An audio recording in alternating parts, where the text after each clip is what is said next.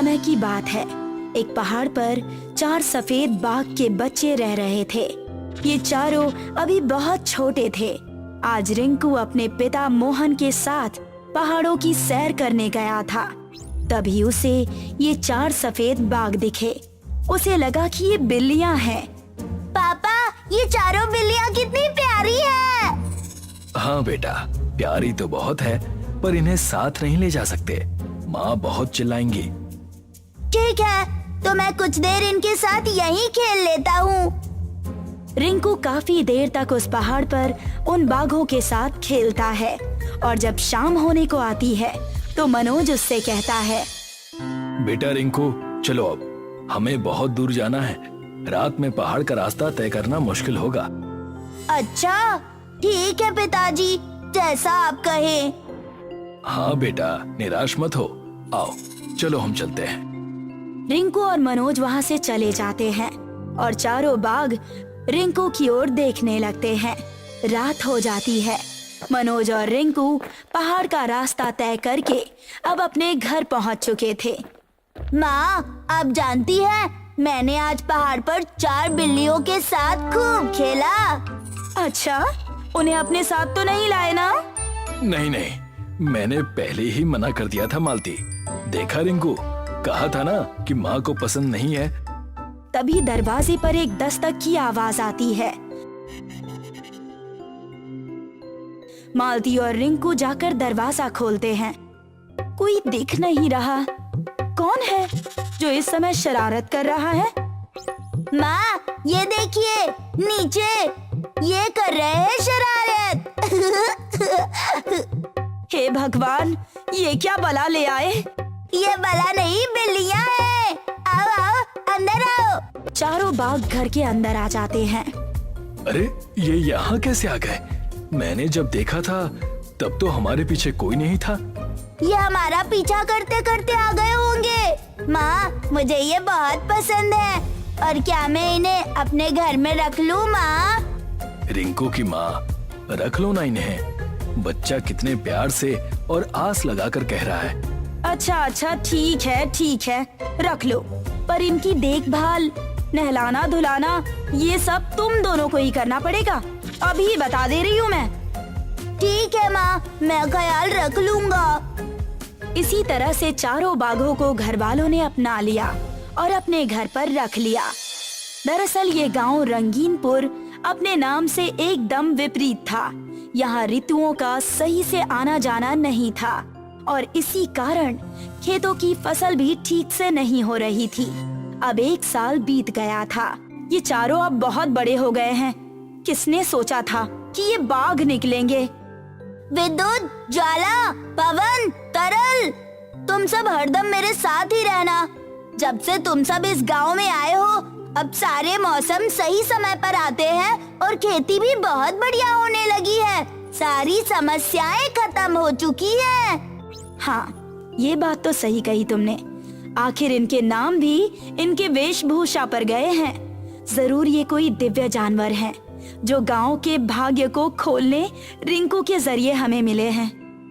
हाँ, एकदम सही कहती हो, पर हम इन्हें कहीं ले नहीं जा सकते और यही सबसे बड़ी समस्या है।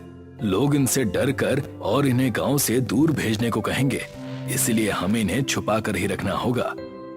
मनोज की बात सुनकर चारों बाघ रिंकू की तरफ देखते हैं। नहीं, तुम सब कहीं नहीं जाओगे। इन्हें कहने दो जो कहना है, मैं तुम्हें कहीं नहीं जाने दूंगा। रिंकू के माता पिता को लगता है कि रिंकू उन्हें कहीं बाहर नहीं लेकर जाता, पर वे ये नहीं जानते थे कि हर रात रिंकू इन शानदार दिव्य जानवरों के साथ सैर पर जाता था। आज भी वैसे ही एक रात थी, लेकिन आज तेज बरसात होने लगी। अरे, आज तो बहुत बरसात हो रही है विद्युत। ऐसा करते हैं, घर लौट चलते हैं। विद्युत और बाकी बाघ रिंकू के साथ घर लौटने लगते हैं। तभी अचानक विद्युत रिंकू को नीचे गिरा देता है। रिंकू बेहोश हो जाता है और तभी एक बिजली विद्युत पर गिरती है। इसके बावजूद विद्युत को कुछ नहीं होता। बाघ रिंकू को लेकर तेजी से घर की ओर बढ़ जाते हैं। जैसे ही सब वहाँ से जाते हैं तभी एक व्यक्ति उसी जगह पर आकर खड़ा होता है। तो ये चारों बाघ यहाँ थे। आकाश, धरती, अग्नि और जल के तत्वों से उत्पन्न होने वाले ये दिव्य बाघ, सालों से इन्हें ढूंढ रहा हूँ और ये अब जाकर मिले हैं। अच्छा है, अब जब इनका पता चल गया है तो इन्हें कैद करना आसान होगा। अगले दिन रिंकू अपने घर में आराम कर रहा था। वो धीरे धीरे होश में आता है। माँ, माँ, मेरा बेटा लाल, कहाँ चला गया था तू कल? अगर ये बाघ तुझे ना ले आते तो हमें तो पता ही नहीं चलता कुछ। बेटा, अब हमें बिना बताए कहीं मत जाना। और आखिर तुम्हें हुआ क्या था और ये तुम अचानक बेहोश कैसे हो गए? रिंकू ध्यान करता है कि उस समय क्या हुआ था, तो इतना ध्यान आता है कि विद्युत ने उसे गिरा दिया था और बाकी तीनों बाघ उसके ऊपर चढ़ गए थे। मुझे ध्यान नहीं पिताजी, बस मैं बाहर टहलने निकला था और तभी कुछ हुआ और अब जब मेरी आँख खुली तो मैं यहाँ हूँ। तभी वहाँ वही व्यक्ति जो कल रात वहाँ था आ जाता है। झूठ बोलना पाप है बेटा। बताते क्यों नहीं अपने माता पिता को कि हुआ क्या था? आप कौन हैं और घर में कैसे घुस गए? मैं तो बस एक राहगीर हूँ। नाम जानकर क्या ही करेंगे? नाम नहीं तो काम बताइए। यहाँ क्यों आए हैं आप और आपने कल ऐसा क्या देखा? चलो नाम ही जान लो पहले। मेरा नाम है रघुराज और मैं इन बाघों की वजह से यहाँ आया था। तभी मैंने कल देखा कि आपका बच्चा बाघों के साथ सैर पर निकला है और अचानक इस बाघ ने आपके बच्चे को अपने ऊपर से नीचे फेंक दिया। नहीं माँ, उसने फेंका नहीं, मैं बस गिर गया था। आप इन बाघों के बारे में क्या जानते हैं? बस ये बाघ अच्छे लगे तो यहाँ आकर झूठ बोल रहे हैं। मैं झूठ नहीं कह रहा। ये कोई आम बाघ नहीं है, दिव्य बाघ हैं, चारों तत्वों के प्रतीक हैं। इन्हीं के कारण आपके गांव की बंजर जमीनें और खराब मौसम की समस्याएं खत्म हो गई हैं। तो आप इनकी बुराई क्यों कर रहे हैं? ये तो हमारे गांव के लिए और बच्चे के लिए वरदान साबित हुए हैं। तब ये छोटे थे, अब ये बाघ बड़े हो चुके हैं। कल मैंने देखा कि जैसे ही इस बाघ ने आपके बच्चे को उस पर से नीचे गिराया तो अचानक एक जोर की बिजली चमकी और उस पर गिरी। क्योंकि ये बाघ जिसे ये लड़का विद्युत बता रहा था, ये बिजली का यानी आकाश का प्रतीक है। अब ऐसी घटनाएं होती रहेंगी तो आपका बच्चा कैसे सुरक्षित होगा? ये गांव कैसे सुरक्षित होगा? पिताजी, इनसे कहिए ना, मैं इन बाघों को अपने भाइयों की तरह मानता हूँ। मैं इन्हें कहीं नहीं जाने दूंगा। दिव्य हो या ना हो, लेकिन है तो ये जानवर ही। दूरी बनाकर रखना ही अक्लमंदी होगी। नहीं, मैंने इन्हें पाला है अपने बच्चों की तरह। मैं इन्हें नहीं जाने दूंगी। तुम दोनों की बातें ठीक है, पर आखिर हम गांव के लोगों को खतरे में नहीं डाल सकते। या तो हमें इस गांव को छोड़कर पहाड़ों में बसना होगा। तुम सबको रिंकू के लिए उससे दूर जाना होगा। तुम सब समझ रहे हो ना? विद्युत, ज्वाला, पवन, तरल, मैं भी तुम लोगों को दूर नहीं करना चाहती। रिंकू तुमसे मिलने आता रहेगा और रघुराज भी तुम सबका ध्यान रखेंगे। अपनी माँ की बात मानोगे ना तुम चारों? चारों अपनी माँ मालती की ओर देखते हैं और उनकी बात का मान रखकर रघुराज के साथ चले जाते हैं। रिंकू उन्हें देखकर रोता रह जाता है और असहाय होकर कुछ नहीं कर पाता। 3 दिन बीत गए और रिंकू अपने हाथों में उन सब के लिए एक गले का पट्टा लेकर जा रहा था। 3 दिन से रोए जा रहे हो लाल, पर अब तो खुश हो ना? नहीं, मैं तभी खुश होऊंगा जब मैं अपने भाइयों से मिलूंगा। आप उन्हें कैसे किसी अनजान व्यक्ति के पास छोड़ सकते हैं? अच्छा ठीक है, अब हम पहाड़ के ऊपर पहुंचने ही वाले हैं। वो लोग पहाड़ के रास्ते चढ़कर कुछ देर बाद ऊपर पहुंचते हैं। तभी मनोज अचानक रिंकू को रोक देता है। क्या हुआ बाबा? श्श, वो देखो। तभी रिंकू देखता है कि चारों बाघ एक पिंजरे के अंदर बंद हैं और उन्हें जंजीर से बांधा गया है। पिताजी, इन्हें इस तरह से बंद क्यों कर रखा है? ध्यान से सुनो, वो कुछ कह रहा है। तुमने उस बच्चे को बिजली से बचाया और वो डरे ना, इसलिए उसे सुला दिया अपने जादू से। पर मैंने कहा कि तुमने उसे चोट पहुंचाई और वो बिजली तुम्हारे कारण गिरी और उन्होंने मान लिया। अब लगे तुम मेरे हाथ। कई सालों से ढूंढ रहा था मैं तुम चारों को और आज तुम मेरे हाथ लगे हो। हाँ भैया, अब हमें कोई नहीं रोक सकता। इन्हें अपने कब्जे में रखेंगे और अगर बात ना माने तो उस बच्चे को हानि पहुंचाएंगे। रिंकू भागते हुए झाड़ियों से बाहर आया और मनोज उसके पीछे पीछे। कौन हो तुम दोनों? इन चारों के भाई और पिता हैं। यहाँ क्यों आए हो? अपने पैरों पर खुद कुल्हाड़ी मार रहे हैं। तुम चारों को मेरी फिक्र करने की जरूरत नहीं। रघुराज रिंकू की तरफ बढ़ता है और तभी वो बाघ अपनी इंसानी भाषा में बात करने लगता है। उस बच्चे से दूर रहना मनुष्य। माँ ने हमें तुम्हारे साथ जाने की आज्ञा जरूर दी है, पर अगर तुमने रिंकू को छुआ भी तो तुम हम चारों का कहर देखोगे। ठीक है, कुछ नहीं कर रहा मैं। और वैसे भी ये बेड़ियां तुम तोड़ नहीं पाओगे, पर मैं तुम सबसे पूरे रास्ते जूझना नहीं चाहता, इसीलिए इस बच्चे को छोड़ दे रहा हूँ। भाई, तुम हमसे मिलने आए, हम बहुत खुश हैं, पर अब तुम वापस जाओ। बाबा, आप इसे कृपया वापस ले जाएं। पर बेटा, मैं तुम्हें इस हाल में नहीं छोड़ सकता। माँ ने कहा था कि रिंकू की भलाई इसी में है बाबा, हम उनकी बात नहीं टाल सकते। तुम चुप रहो, तुम कुछ नहीं जानते। माँ ने ऐसा कोई आदेश नहीं दिया। उन्हें ये बात नहीं पता थी कि वो बिजली तुम्हारे कारण नहीं गिरी, बल्कि तुमने मुझे उससे बचाया था। हाँ, अब घर लौट चलो बच्चों।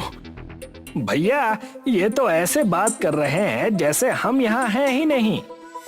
चलो अज्जू, ये बाघ हमारी बात नहीं टालेंगे और ये बेड़ियां तोड़ना आसान काम नहीं है। उस पिंजरे में एक विस्फोट होता है। चारों बाघ रिंकू के पास वापस आ जाते हैं। विद्युत, तुम बोल सकते हो?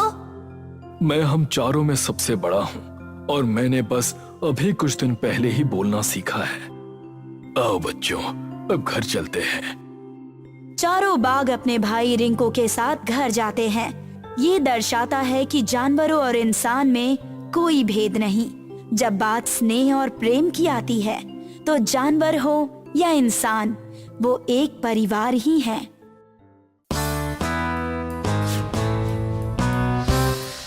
मटरू और उसकी पत्नी माला गांव से दूर जंगल के बीचों बीच रहा करते थे।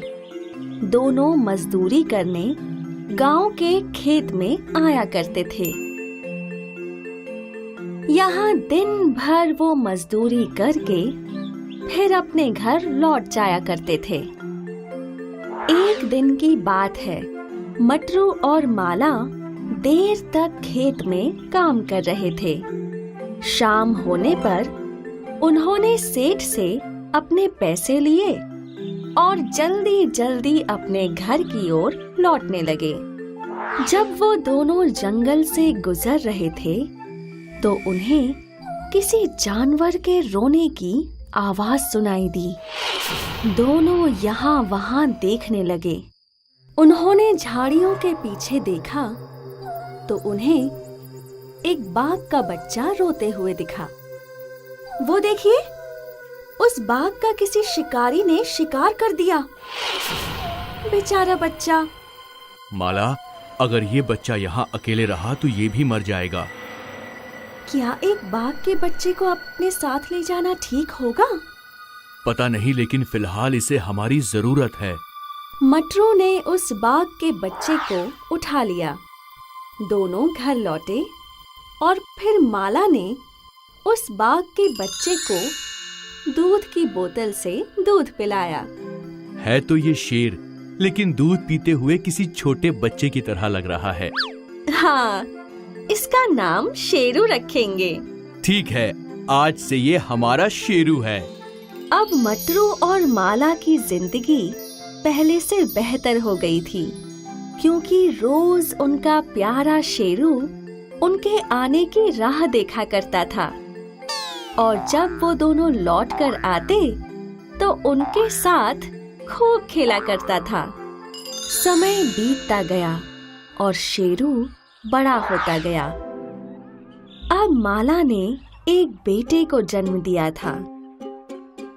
बच्चे का ख्याल रखने के लिए माला अब मजदूरी पर नहीं जाया करती थी और वो सारा समय शेरू और अपने बेटे के साथ ही बिताया करती थी। अब मटरू अकेले गांव जाकर मजदूरी किया करता था। क्योंकि वो अकेला काम कर रहा था तो उसे ज्यादा समय काम करना पड़ता था, जिससे उसे पर्याप्त पैसे मिल जाते। 6 महीने बीत गए। अब माला का मुन्ना 6 महीने का हो चुका था। मटरू खेत में अपने एक दोस्त से बात कर रहा था। पता है, आज मेरा मुन्ना 6 महीने का हो गया है। ये तो बहुत अच्छा है, लेकिन मुझे ये बताओ, माला को अकेले जंगल में डर नहीं लगता? माला अकेली कहाँ है? शेरू है ना साथ। शेरू मेरा पालतू शेर, मैंने उसे छोटे से बड़ा किया है। वो मेरा लाडला है और माला और बच्चे की रखवाली भी करता है। चोर बना चौकीदार, ये शेर फिर भी जंगली जानवर होते हैं। इनकी कब नियत बदल जाए ये कोई नहीं जानता, सावधान रहना। नहीं नहीं, मेरा शेरू ऐसा नहीं है। शाम का वक्त हो गया था और माला मटरू की राह देख रही थी। शाम से रात हो गई, पर मटरू का कोई पता ठिकाना नहीं। माला चिंतित हो गई। शेरू, अभी तक वो नहीं आए। पता नहीं क्या हुआ होगा। यहाँ मुन्ना भी अकेला है, मैं क्या करूं? शेरू, तुम यहीं मुन्ने के पास ही रहना, मैं उनको अभी लेकर आई। माला घर से चली गई और शेरू वहीं मुन्ने के आसपास फेरे मारता रहा। माला अंधेरे में जंगल से चलने लगी। उसे मटरू की चिंता सता रही थी। कुछ दूर चलकर उसे मटरू दिख गया। शुक्र है आप मिल गए। क्यों, क्या हुआ? इतनी देर हो गई, आप घर नहीं लौटे तो मुझे चिंता सता रही थी। ठीक है, पर मुन्ना? शेरू मुन्ने की रखवाली कर रहा है। चलो वापस चलते हैं। दोनों जंगल के रास्ते लौटने लगे। दोनों घर के बाहर पहुंचे और उन्होंने शेरू को बाहर खड़े देखा। उसका मुंह लाल था। दोनों घबरा गए और मटरू ने पास ही रखे हंसिए को उठाया और उसे शेरू पर फेंक दिया। शेरू घायल हो गया। मटरू और माला अंदर पहुंचे तो उन्होंने देखा कि उनका मुन्ना सही सलामत था और पास ही एक बड़ा सा सांप पड़ा था। अरे रे, ये मैंने क्या कर दिया? मेरा शेरू! दोनों बाहर आए तो उनका शेरू मर चुका था। मेरा शेरू! ये मैंने क्या किया? मेरा शेरू!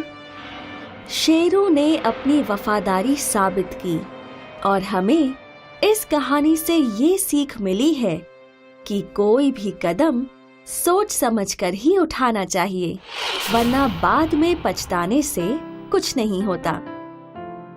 इसलिए कहते हैं कि एक बार तीर कमान से निकल गया तो वापस लौटता नहीं है।